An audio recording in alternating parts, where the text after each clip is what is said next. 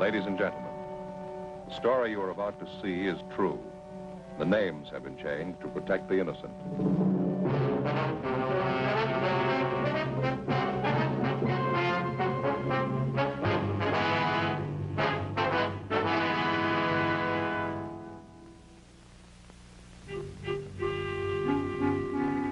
This is the city. All year round, it wears work clothes. On holidays, it dresses up. To most people, Christmas brings happiness and prayer. To some, it brings heartbreak. Then my job gets tougher. I'm a cop. It was Thursday, December 22nd. We were working the night watch out of Homicide Division. My partner's Frank Smith. The boss is Captain Lorman. My name's Friday. We'd gotten a call that a 9-year-old boy was missing from his home. The evidence pointed to foul play. We had to check it out.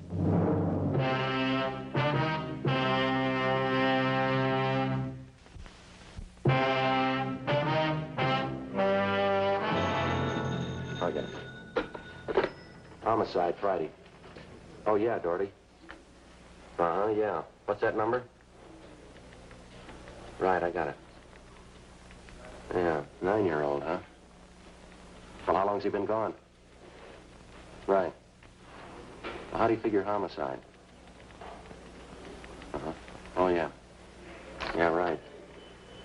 Okay, sure, we'll get right on it. Right. Anything?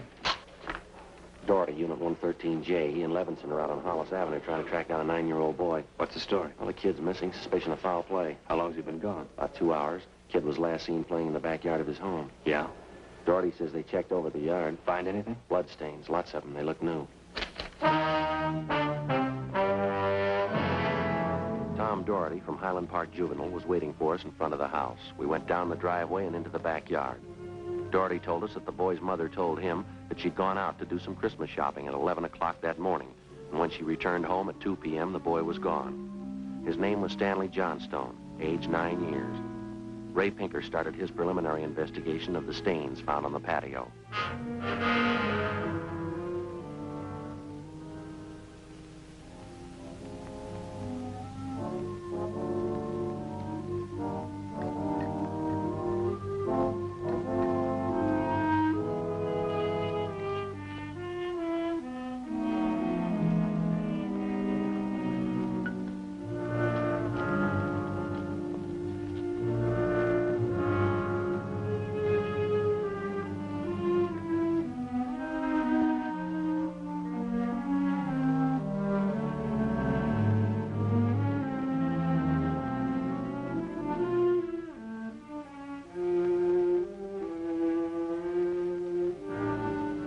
There it is, fellas. Yeah, Ray. Very blue, bloodstains, all right. I don't know whether it's human or animal. You have to go back to the lab to run it through? Yeah, biological precipitin test. How soon can you type the blood for us, Ray? Precipitin test won't run more than 20 minutes. Take 3 or 4 hours to run a blood grouping, though. Anything else you want to check? Now, let me borrow a scribe and an envelope, will you, Ray? Sure.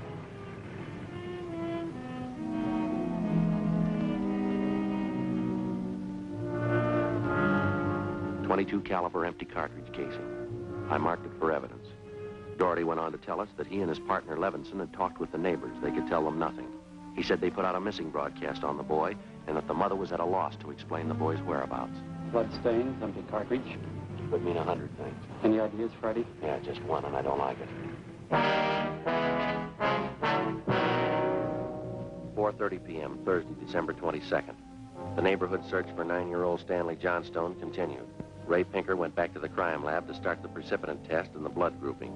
Levinson and his partner Doherty from Highland Juvenile stood by.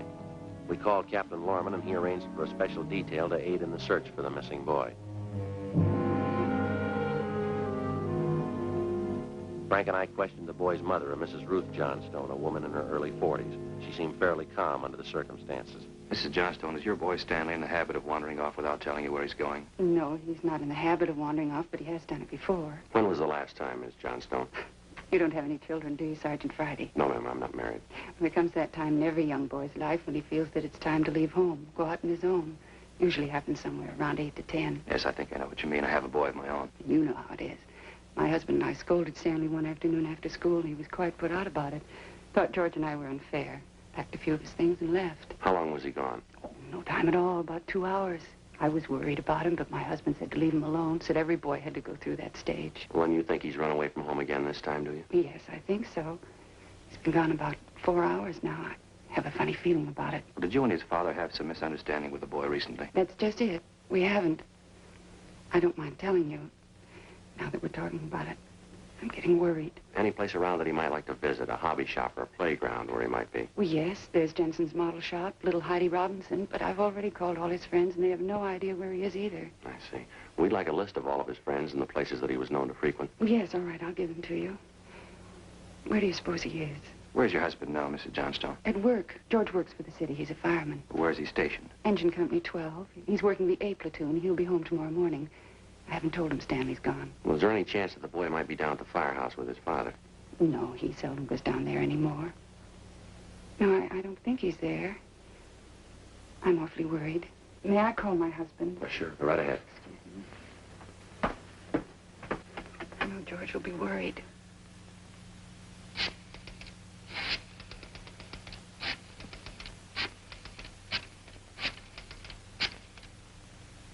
Engine Company 12, please. Stanley's been gone too long. Hello? May I please speak with George Johnstone? This is Mrs. Johnstone. Thank you. I hate to call George at his work. Yes, ma'am. Does your husband own a gun? Yes, he does. What caliber, would you know? Well, it's a .45 automatic. He got it in the Army. George? This is Ruth, George. Is Stanley down there with you by any chance? Oh. No, I can't find him anywhere. He wasn't here when I came home from doing my shopping. Well, there are 2 policemen here. No, dear, I'll call you if we don't find him soon. All right, dear, yes, you too. Bye. I didn't think you'd be with George. That .45, is that the only gun in the house? Yes. Why are you asking about guns? Has anything happened you're not telling me about? No, ma'am, just routine checking. We'll have to take a look at that .45 if you don't mind. Well, maybe I should tell you, we do have another gun in the house, but it's all wrapped up. George bought it for Stanley's Christmas present. Wonder if we could see that, please. Well, yes. Do you have to unwrap it? I'm afraid so. Well, it's this way. It's in this closet. Think I can reach it? Had to hide it. Oh. Stanley must have found it. It's gone. There's the gift card and the box the gun came in. There's a rifle. Wonder if I could see that box. Oh, of course. Thank you.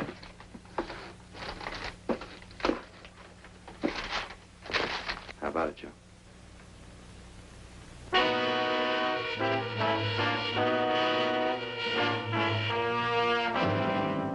Thursday, December 22nd, 5:15 p.m. The search for the missing boy continued. We checked the list of Stanley Johnstone's friends. None of them or their parents had any idea of his whereabouts. We talked with Doherty again.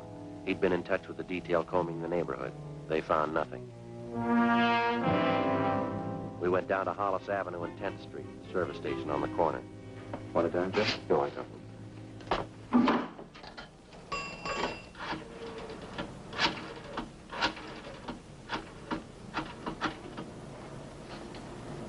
Two 667, please.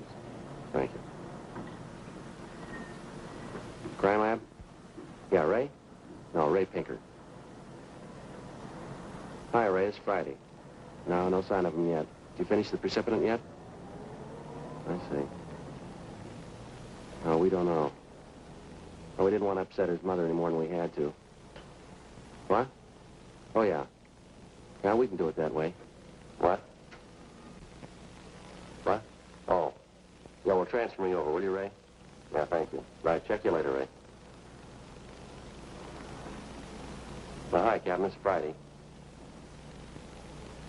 Yeah, well, we just left already. Yep.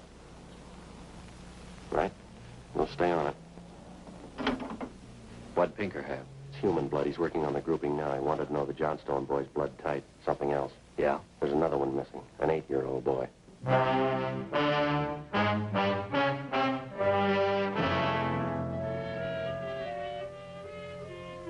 6:30 p.m. We talked with Officer Doherty about the other missing boy. He told us that his name was Stephen Martin, 8 years old. His family had just moved into the neighborhood. It seemed that no one besides the Martin family knew that the boys played together. We got a description of the Martin boy and put out a missing broadcast. We called the Johnstone's family doctor. He told us that Stanley's blood type was type O. At 7 p.m., we talked with Mrs. John Martin. Stevie told me he was just going out to play. He said he'd be home by 6 for dinner. Yes, ma'am. He's always prompt, never overstays his playtime. It's after 7, isn't it?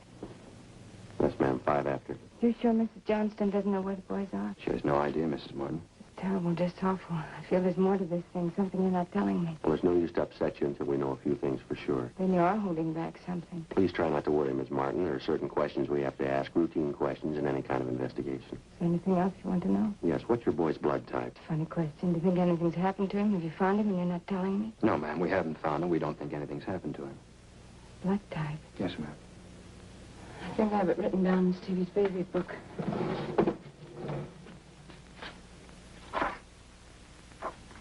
Yes, here it is. It's type O. Thank you. I wonder if I might use your phone. Yes, of course, in the hall. Thank you. Excuse me? Mm-hmm.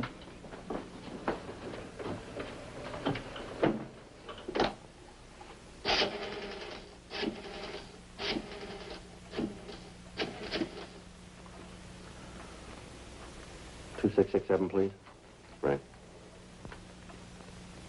Hello, Ray. This is Friday. Just checking back. I got the blood type of the 2 missing boys for you. Yeah, type O. No, both boys, type O. Sure. Right. Frank, see you a minute. Right, Joe. Excuse me, Miss Martin. Pinker just finished the blood grouping. Bad? The stains, both type O.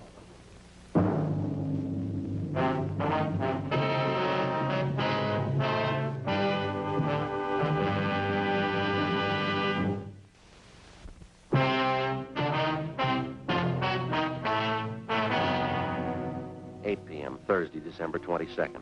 Still no sign of either of the missing boys. Captain Lorman went back to headquarters to direct the search from there. He dispatched another detail of 50 men to aid in the hunt for the missing youngsters. 8:30 p.m. We went up the block to see Mrs. Johnstone. Her husband had quit work early and returned home. We talked with him. He could tell us nothing more than we already knew. We still had not informed either of the families about the blood stains and the empty cartridge casing which had been discovered in the backyard of the Johnstone home.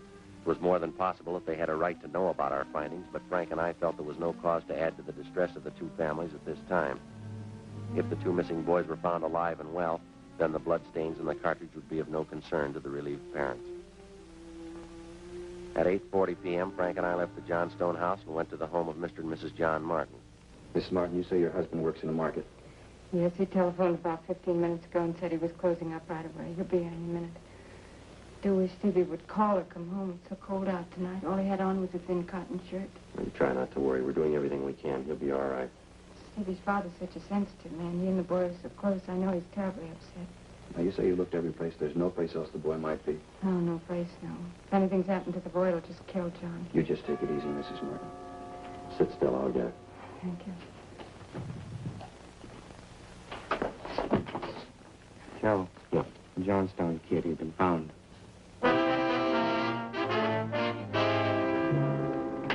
He's home, Sergeant. He's come home. Thank God he's all right. Well, where's he been? Did he tell you? No, he didn't. He's acting so strange. I've never seen him like How this. do you mean, Mrs. Johnstone? Well, he just came in the front door, said hello, Mom, sat down in the chair and stared at the floor. Won't talk to his father or me. Mind if we talk to him? Well, no, go ahead.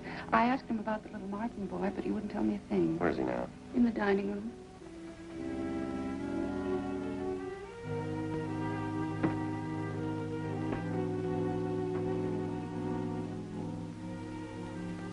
Looks all right, Joe. Yeah. Son, this is a police officer. He wants to talk to you. Oh, don't be afraid, dear. He only wants to ask you some questions. Son? You see, Sergeant? Stanley. Look at me, son. Come on, youngster. Get your head up. Come on now. That's better. Had your mother pretty worried, you know that? Want to tell us where you've been? You should try and get him to eat a little something. Do you hear that, son? You want something to eat? Stanley, There's another little boy up the street who hasn't come home. You know where he is? His father and mother are worried about him, too, just like your folks were. You've got to help us find him, son. I killed him. I killed Steve. With the 22. We were only playing, but I killed him. How do you know you killed him? Maybe he's only hurt. Now, isn't that it? No, he's dead. I know he's dead. The gun went off. We forgot we put bullets in there. Where is he, Stanley? I hit him. I was scared. I didn't want anybody to find him. I don't want to go to jail. Where'd you hide him, son? Out and back under some leaves. I didn't mean it. He was my pal. You want to show us where, Stanley? Yes, I'll show you. Please don't send me to jail.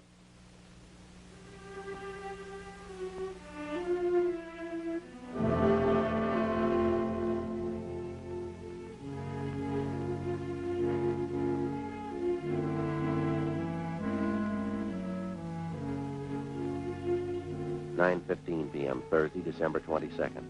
9-year-old Stanley Johnstone led the way out beyond the backyard of his home. He showed us the wagon he moved the body in.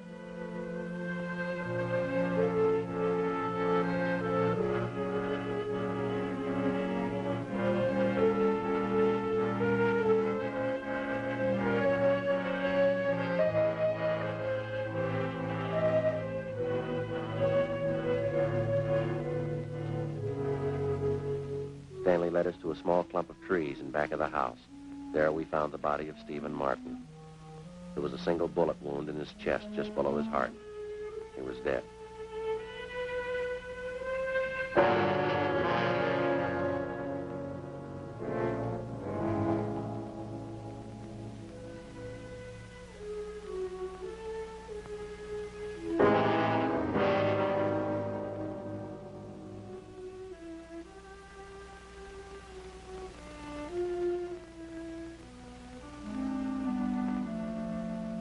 I knew my folks were going to give me the gun for Christmas.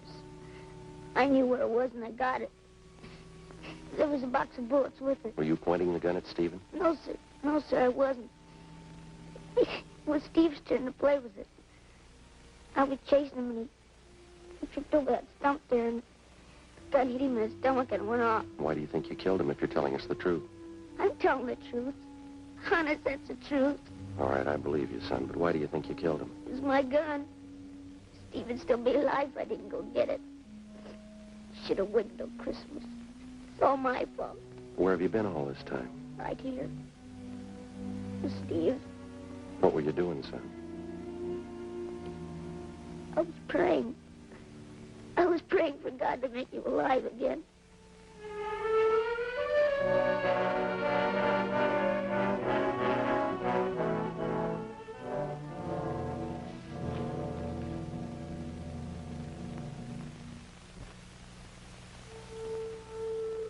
After a thorough investigation, Frank and I were convinced that the shooting of Stephen Martin was accidental. All evidence indicated that the Johnstone boy was telling the truth. We put in a call to the coroner's office and acquainted him with the facts. He designated a local mortuary to handle the body pending autopsy and granted us permission to remove the body to the Martin home. Mrs. Martin collapsed. The family doctor was called. Frank and I sat in the living room to wait for John Martin, the dead boy's father.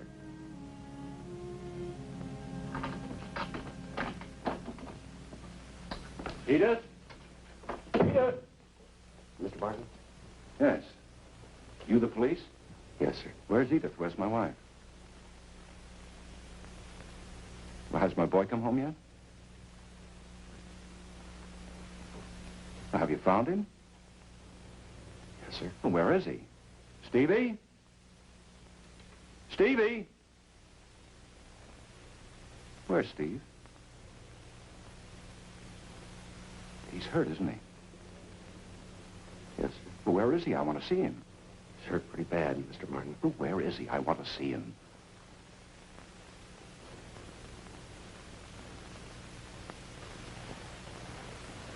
How bad? Pretty bad.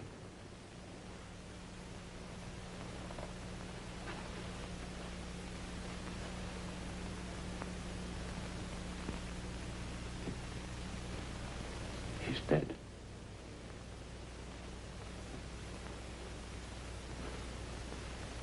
All right if I go in? Yes, sir.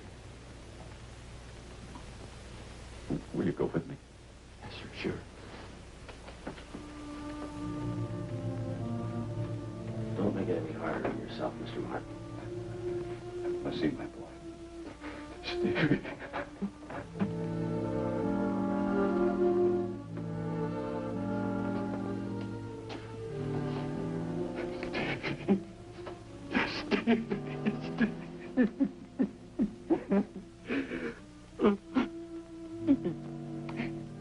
Listen to me, son. We've got a lot of nice things for you for Christmas. Everything you wanted. I got you 3 new cars for the train. And the one with the searchlight on it. It really works, Stevie. It really works. And the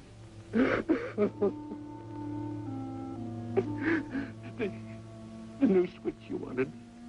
And a lot more track. You know, now you can have a big light out.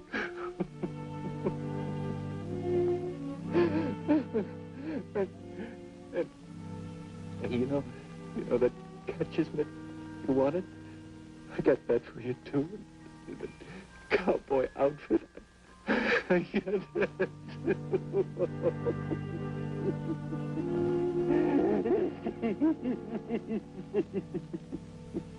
Mr. Martin.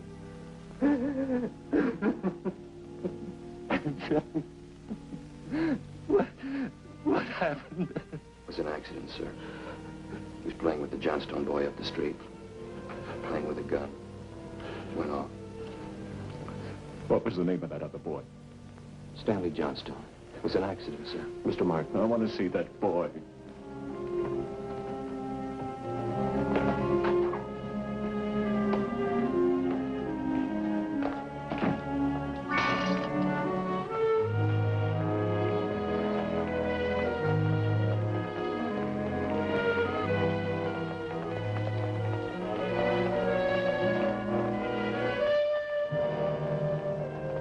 We had no idea what the dead boy's father had in mind.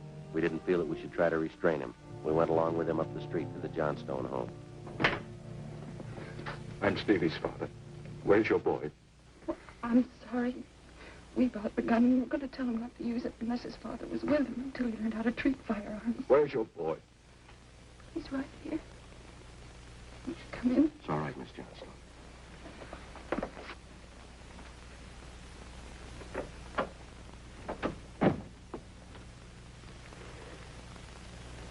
Are you the boy that was with Stevie? Yes, sir. What's your name? Stanley.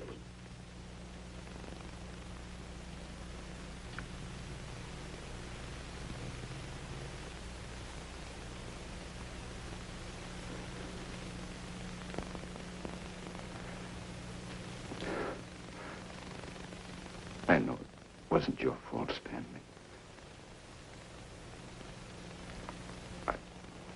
I wonder if you'd do something for me. Yes. I've got a lot of nice presents for Stevie. I know he'd like you to have them.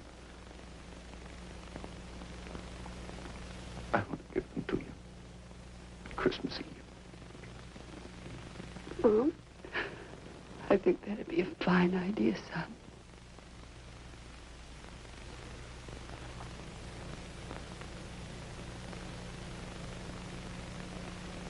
Come on, Frank.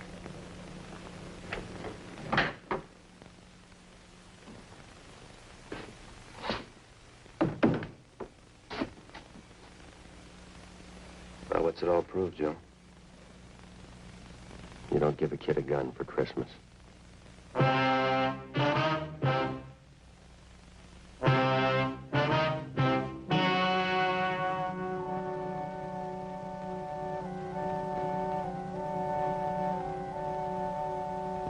On December 24th, the coroner's inquest was held at the County Morgue, Hall of Justice, City and County of Los Angeles, State of California. In a moment, the results of that inquest.